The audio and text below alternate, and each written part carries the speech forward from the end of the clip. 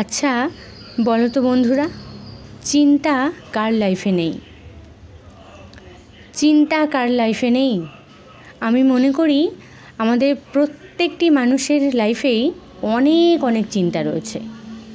এই ব্রেনের মধ্যে আমরা অনেক অনেক ভাবনা চিন্তা করি। কেউ যতই বলুক আমার লাইফে অনেক চিন্তা ভাবনা নেই, আমি খুব ফ্রিতে থাকি, কিন্তু এটা কখনোই হতে পারে না। প্রত্যেকের লাইফেই অনেক অনেক চিন্তা ভাবনা রয়েছে। এই একটা ব্রেনের মধ্যে যে কত হাজার হাজার চিন্তা ঘোরাফেরা করে তা বলে বোঝানোর মতন নয়, তাই তো?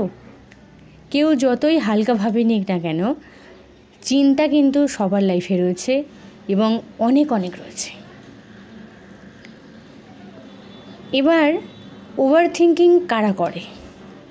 ওভার থিঙ্কিং কী, আজকে এই নিয়ে একটু কথা বলি।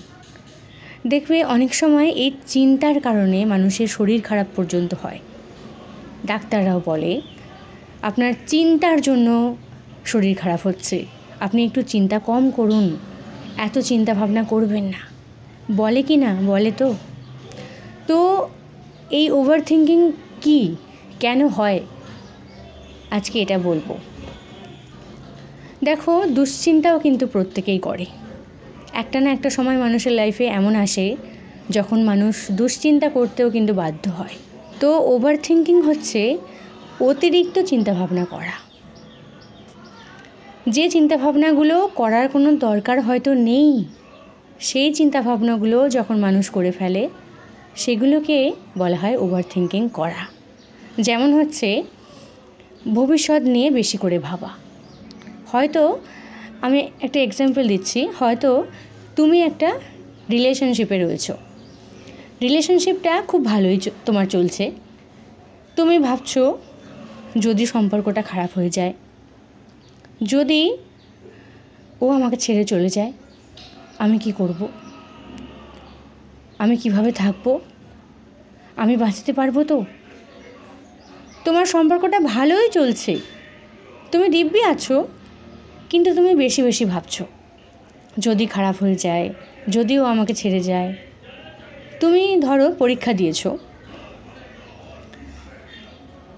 তুমি ভাবছো যদি আমি ফেল করে যাই, যদি আমার বাবা মা আমাকে বকে, আমার মা বাবা যদি আমাকে খুব বকাবকি করে, আমি কি করব? আমি কিভাবে নিজেকে সামলাবো? এই যে ভাবনাগুলো, যদি এমনটা হয়, যদি আমি এই করে ফেলি, যদি আমি সেই করে ফেলি, মানে বর্তমানে সব ঠিকঠাকই আছে, তুমি বেশি করে ভবিষ্যৎটাকে নিয়ে ভাবছো, যদি এমনটা হয়ে যায়, যদি আমি এই করে ফেলি, যদি এগুলো ওলটপালট হয়ে যায়। এগুলো হচ্ছে ওভার থিঙ্কিং করা, মানে বেশি বেশি করে এক্সট্রা ভাবনা চিন্তাগুলো মাথার মধ্যে ঢুকিয়ে ফেলা, যেগুলো ঢোকানোর কোনো মানেই হয় না আসলে, যেগুলো ঢোকানোর কোনো দরকারই নেই আসলে, সেগুলো যখন মানুষ ভাবে সেগুলোকেই বলা হয় ওভার থিঙ্কিং, আর কিছু নয়। আর এই জিনিসগুলো যখন মানুষ এক্সট্রা করে ভাবতে থাকে, তখন কিন্তু মানুষের শরীর খারাপ হতেই পারে। ওভার থিঙ্কিং খুব খারাপ জিনিস। আর একটা কারণে কিন্তু মানুষের শরীর খারাপ হয়, ভাবনা চিন্তার কারণে। ধরো তুমি এমন কিছু জিনিস দেখেছো যেটা খুব ভয়ের, যেটা খুব ঘৃণ্যকর একটা ব্যাপার, জঘন্য একটা ব্যাপার, তুমি কাউকে কিছু বলতে পারোনি,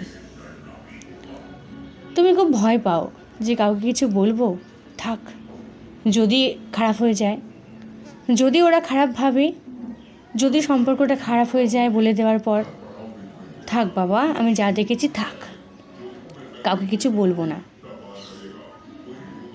এই যে যদি খারাপ হয়ে যায়, যদি এমনটা হয়ে যায়, আমি যা দেখেছি থাক, আমি কাউকে কিছু বলবো না, এই যে না বলতে পারার ব্যাপারটা, তুমি দেখেও কাউকে কিছু বলছো না, তুমি নিজের মনের ভিতরে রেখে দিচ্ছ ব্যাপারটা। এই যে মুখ ফুটে বলতে না পারা, কারোর সাথে শেয়ার না করা, এই জন্য তোমার মনের ভিতরে ব্যাপারটা রয়ে গেছে, যেটা মনের সাথে ব্রেনের একটা সংযোগ রয়েছে, যেটা তোমার মধ্যে কুড়ে কুড়ে খাচ্ছে। তুমি ভাবছো, তোমার মনে আসছে, কিন্তু তুমি কাউকে কিছু বলতে পারছো না।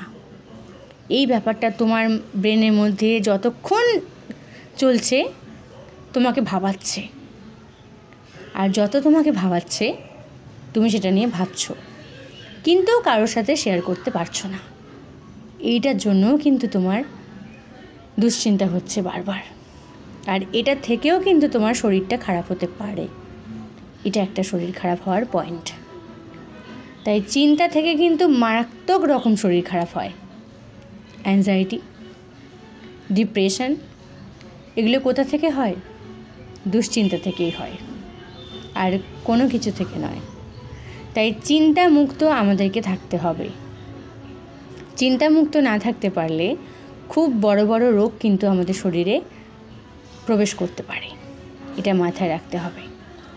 তাই চিন্তা থাক সবার লাইফে, কিন্তু এমনভাবে চিন্তাটাকে নিজের মধ্যে ঢুকিয়ে ফেলো না যাতে করে সেই চিন্তাটা তোমার শরীরের উপর এফেক্ট ফেলে।